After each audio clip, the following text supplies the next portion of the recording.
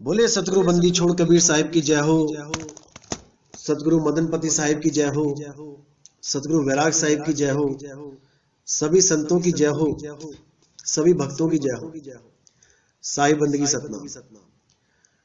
तो आज जो हमारा टॉपिक होगा, आज हमारा टॉपिक होगा कि गुरु क्यों जरूरी है। जैसे आप लोग को पता है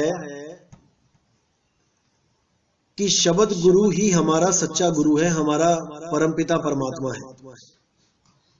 सब जीवों का एक ही गुरु है, वो शब्द गुरु है। लेकिन फिर भी हमें देही गुरु की जरूरत क्यों पड़ती है?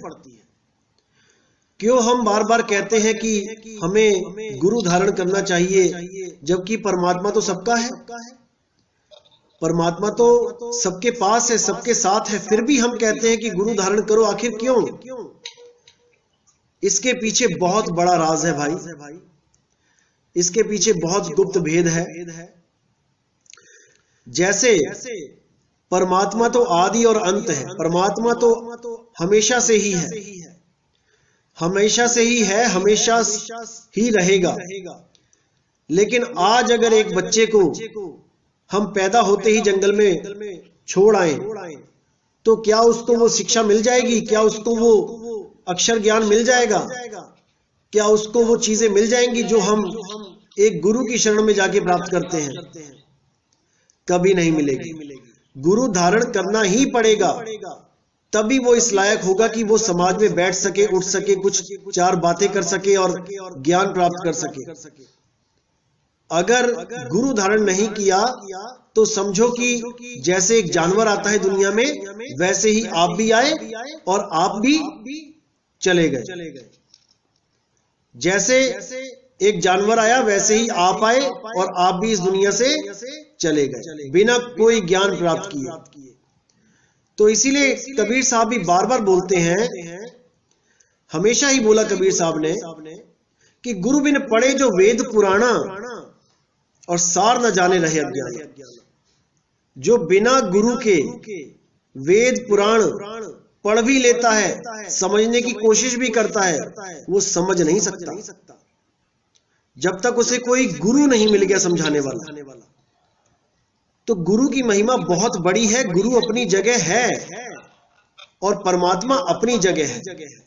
इसीलिए बार बार बोला गया कि सेवा को दो ही भले, एक संत एक राम, और राम है दाता मुक्ति का, संत जपावे नाम। राम है दाता मुक्ति का बोला है, राम है दाता नाम का नहीं बोला है कि सब जीवों को आके वो परमात्मा नामदान बख्शिश करेगा। नहीं, उसने एक विधि विधान बना रखा है कि गुरु को धारण करो तभी परमात्मा मिलेगा, अन्यथा नहीं मिलेगा, चाहे जितना जोर लगा लो। कई लोग बहुत भ्रमित करते हैं लोगों को, गुरु की जरूरत नहीं है, गुरु तो परमात्मा होता है, परमात्मा ही गुरु होता है, ये संत तो बीच में कुछ होता ही नहीं है। गुरु ग्रंथ साहब कहता है कि संत कुछ नहीं होता है, सीधे परमात्मा ही चाहिए हमें। अरे गुरु ग्रंथ साहब कहता है संत का निंदक महाहत्यारा, संत का निंदक परमेश्वर मारा। उन्होंने बोला है, गुरु ग्रंथ साहब में बोला है कि संत का निंदक परमेश्वर मारा, यानी संत अलग है, परमेश्वर अलग है।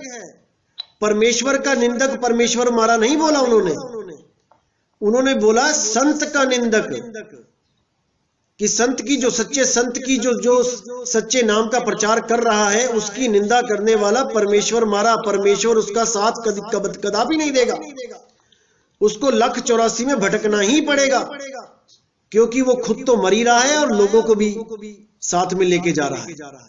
खुद तो वो डूबेगा ही और बाकियों को भी लेके डूबेगा। इसलिए संत का निंदक महाहत्यारा बोला है उन्होंने, कि जो संतों की निंदा करता है वो महाहत्यारा है, परमेश्वर मारा है। परमात्मा भी उसकी मदद नहीं करता, उसको पता नहीं कितनी बार 184 जून में घुमाएगा, क्योंकि मनुष्य चोला प्राप्त करने के बाद भी उसने गुरु धारण नहीं किया, उसने गुरु के ऊपर भी उंगली उठा दी। ऐसे लोगों को परमात्मा भी मदद नहीं करता, नहीं बख्शे जाएंगे वो। मीराबाई देख लो, मीराबाई रविदास जी के पास गई, उनको गुरु धारण किया। क्या मीराबाई का परमात्मा नहीं था क्या? वो डायरेक्ट नहीं मिल सकता था क्या उनको? क्यों रविदास जी के पास जाना पड़ा? क्यों दूसरी पातशाही को पहली पातशाही के पास जाना पड़ा? गुरु अंगद देव साहिब को क्यों नानक साहब के पास जाना पड़ा? क्यों 10वीं पातशाही को 9वीं पातशाही के पास जाना पड़ा? 10वीं पातशाही से पूछा किसी ने कि आपका गुरु कौन है, तो उन्होंने कहा आदि अंत एको अवतारा, सोई गुरु समझो हमारा। लेकिन इतनी बात उन्होंने तब कही ना भाई जब गुरु धारण किया। अगर उन्होंने 9वीं पातशाही को गुरु धारण ना किया होता तो क्या इतनी सोजी आ जाती? कदापि नहीं। बाबा नानक को बोला किसी ने कि आपका गुरु कौन है, उन्होंने कहा शब्द गुरु सुरत धुन चेला। बिल्कुल सही बात है, लेकिन इतनी सोजी आ जाती अगर बेई नदी पे जिंदा बाबा ना मिलते।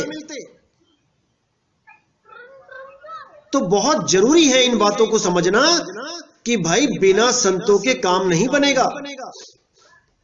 आज के समय में लोग क्या कर रहे हैं, आज के समय में लोग अन्य अन्य पंथों में जाते हैं केवल ज्ञान चुराने, कि उससे भी कुछ सीख लूं, उससे भी कुछ सीख लूं, और जिससे सीखते हैं उसी को लात मार देते हैं। कहते हैं हमें तो खुद से ज्ञान हो गया। अरे खुद से ज्ञान होता तो अपने घर में बैठे होते ना, क्यों भटके इधर उधर ज्ञान लेने के लिए? तुम्हारा परमात्मा तब नहीं था तुम्हारे पास, तुम्हारे घर में बैठा हुआ, तब क्यों संतों के पास जा रहे थे भाई? आज तुम संतों को कहते हो कि इनके पास कुछ नहीं है। अरे संतों से ही सीख सीख के 4 बातें करनी आई हैं तुम्हें। ग्रंथ तो पहले से है, 350 साल से तो गुरु ग्रंथ साहब बना हुआ है। क्यों नहीं इतनी ऊंची ऊंची बातें करी आपने पहले? ये सारा ज्ञान संतों का ही ज्ञान है जो आज ये लोग बोल बोल के लोगों को भ्रमित कर रहे हैं। तो ऐसे लोगों से हमेशा बच के भी रहना है और ऐसे लोगों को सीख भी देनी है, धुतकारना है ऐसे लोगों को जो संतों की शिक्षा को चुरा चुरा के आज ज्ञानी बन के बैठ गए हैं, संतों को ही गालियां दे रहे हैं। ऐसे लोगों को परमात्मा कभी माफ नहीं करेगा। अगर मिलने वाला भी होगा ऐसे लोगों को परमात्मा, तो वो भी एक बार मना कर देगा कि इस जन्म में तो नहीं मिलता मैं तुझे।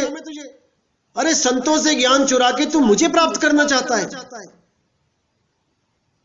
कभी नहीं मिलेगा। इसलिए परमात्मा ने, कबीर साहब ने हमेशा यही बोला है कि भाई संतों की शरण में जाओ। राम कृष्ण से कौन बड़ा, तिन्हु तो गुरु कीन, और 3 लोग के वो धनी, गुरु आगे आधीन। वो 3 लोग के गुरु भी, वो 3 लोग के राजा भी गुरुओं के आगे आधीन थे। गुरु की इतनी बड़ी महिमा करी है क्योंकि गुरु के बिना आप कोई ग्रंथ भी नहीं पढ़ सकते। आपको वो ग्रंथ पढ़ने के लिए भी आपको स्कूलों में गुरु धारण करने पड़ रहे हैं। तो भाई गुरु की महिमा को जानना है।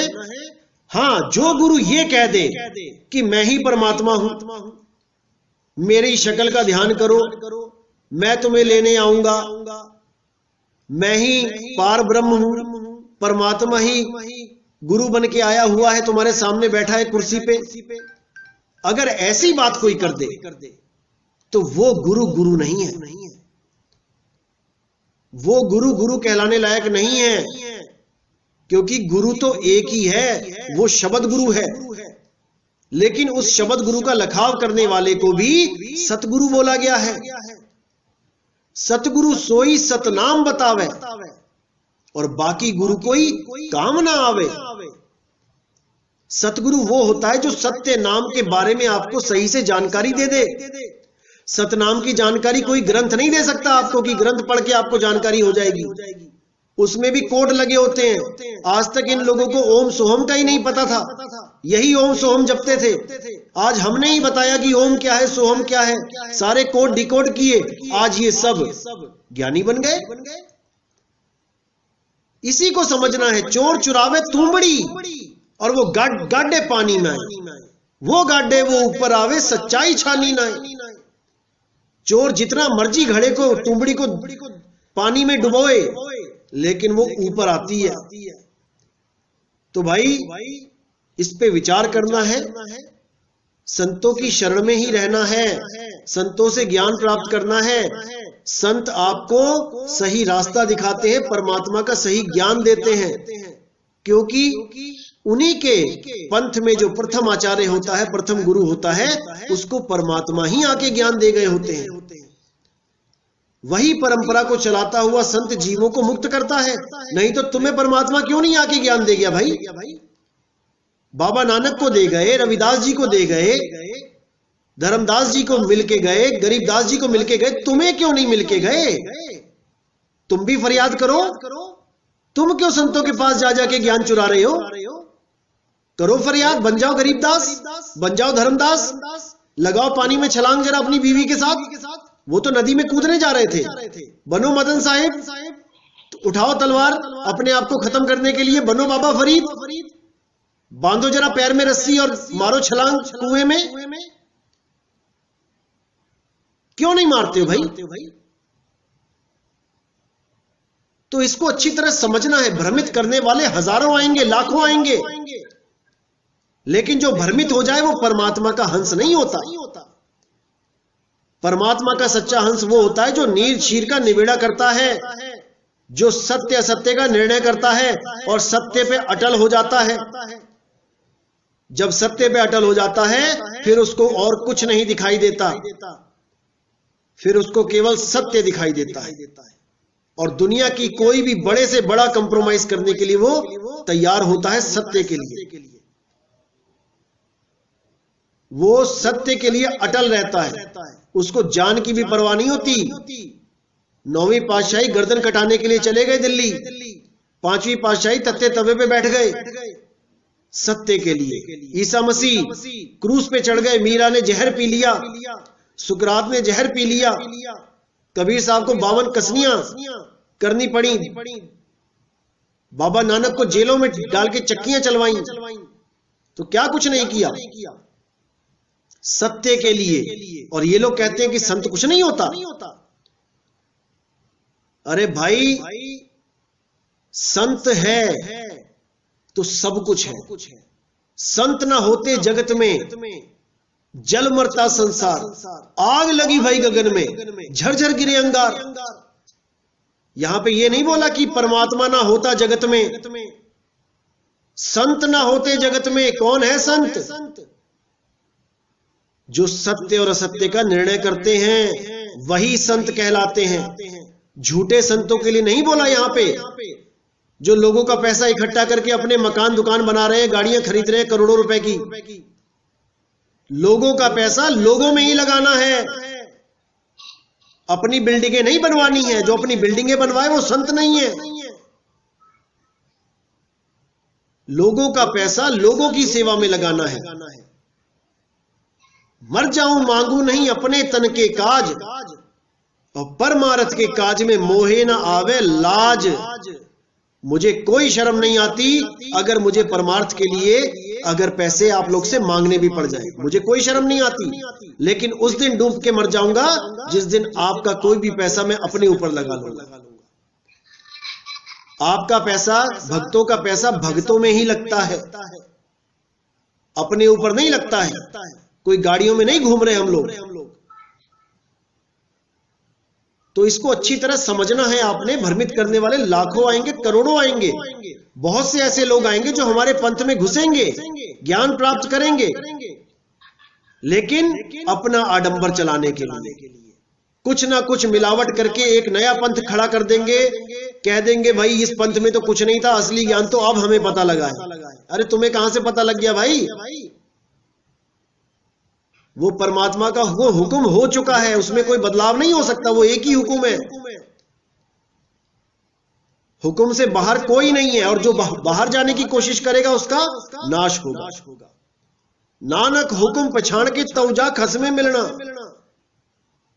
हुक्म को पहचानना पड़ता है। वाणियों में हुक्म छुपा है, वाणियां ही डिकोड की जा रही हैं उस हुक्म को पहचानने के लिए कि परमात्मा का हुक्म क्या था और ये जीव क्या कर रहा है। जब परमात्मा के हुक्म को वो पहचान जाता है तो उसको रास्ता मिल जाता है। उसको फिर किसी की बात सुनने की जरूरत नहीं है। वो अपना मालिक के दरबार पहुंचेगा, मालिक उसका हमेशा स्वागत करेगा, उसको हमेशा अपने पास रखेगा, उसको वापस जन्मों में जाने की जरूरत नहीं है। तो अभी ऐसे बहुत आएंगे भाई भरमाने वाले, और मैं इंतजार कर रहा हूं। और इतनी जल्दी ज्ञान नहीं दिया जाता है। जब तक शिष्य को पूरा परख ना लिया जाए, जब तक उसको पूर्ण ज्ञान नहीं दिया जाता है। हर संत का परखने का अपना अपना तरीका होता है। जब कबीर साहब परखते थे, रविदास जी परखते थे चेलों को, तो देख लो, हाथ में दारू की बोतल, एक हाथ में दारू की बोतल और दूसरे हाथ में वैश्या, ऐसे परख की जाती थी पहले भी। और मैं भी परख करता हूं, ऐसी बात नहीं कि मैं परख नहीं करता हूं, लेकिन हम दया भी करते हैं, हम मौका देते हैं सुधरने का। मैं बहुत परख। पंथ में अब कोई भी बगुला नहीं आ पाएगा, अब हंस आएंगे, क्योंकि बहुत दया करके देख ली, जितने बगुले आए थे वो सब फेल हो गए। मैं सोच रहा था कि उनको हंस बना दिया जाए, लेकिन वो बगुले फेल हो गए। इसी प्रकार हमारा परखने का अब अंदाज थोड़ा अलग रहेगा। अब हर बंदे को अलग अलग तरीके से परखा जाएगा, और जो इस पंथ में टिकने लायक होगा केवल उसी को जोड़ा जाएगा, अन्यथा उसको नहीं जोड़ा जाएगा। तो भाई पूरा विवेक लगाना है, पूरा विचार करना है, एक एक चीज को अच्छी तरह समझना है। जो भी बताया जा रहा है, एक एक चीज को अच्छी तरह समझना है, क्योंकि यही जन्म मिला है मेरे भाई। अगर इस जन्म में भी अगर नहीं समझ पाए तो 1,84 सामने खड़ी है। फिर तो 4 पैर मिल जाएंगे और एक पूंछ लग जाएगी। अभी 2 पैर पे खड़े हैं, अच्छे अच्छे कपड़े पहन रहे हैं, फिर ये कपड़े पहनने को नहीं मिलेंगे। गली में देख लो कुत्तों का हाल क्या है, बिल्ली क्या है, हाथी घोड़ा क्या है। सारी उम्र नंगे घूमना पड़ेगा, चाहे बरसात है, चाहे आंधी चल रही है, चाहे धूप है। अभी तो सारी सुविधाएं मिल रही हैं, लेकिन फिर नहीं मिलेंगी। तो पूरा विवेक लगाना है, हर चीज को समझना है। तो आज का सत्संग यही समाप्त करते हैं। जय गुरु बंदी छोड़ वैराग साहिब, जय गुरु बंदी छोड़ बाबा मदन साहिब, जय जय बंदी छोड़ सतगुरु सत्य कबीर साहिब की सदा ही जय हो। साहिब बंदगी सतना सतना।